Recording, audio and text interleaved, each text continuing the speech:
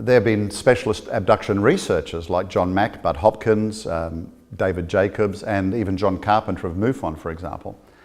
And you know, they've interviewed independently and hypnotically regressed hundreds upon hundreds of experiences.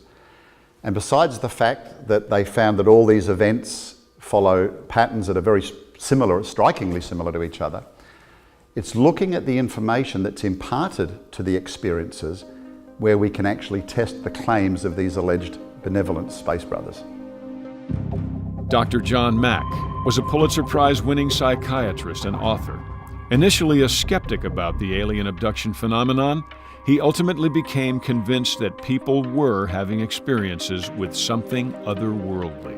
Dr. Mack, what does this all mean? What is all of this, you know, the book where you talk to hundreds of patients and describe in detail what they say they have experienced, you with your credentials coming from Harvard, what do you think this all means?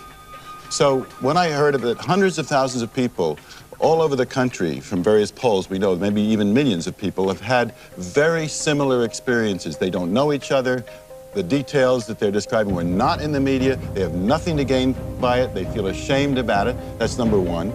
When I also heard that this was occurring in children as young as 2 or 3 years old, that ruled out personality explanations. It's associated with UFOs independently observed by witnesses, by media, by neighbors. It's also associated with physical findings and, as said before, the people, when examined, are not psychiatrically disturbed. So the only thing that behaves like that is real experience. Yeah, you say that it's trauma, that it's trauma. It's traumatic. Not, yeah. Real experiences are the only thing that occurs like that. Psychosis isn't like that. Madness is not like that. Dreams are not like that. Fantasy is not like that. Now, if these are real experiences, what is going on?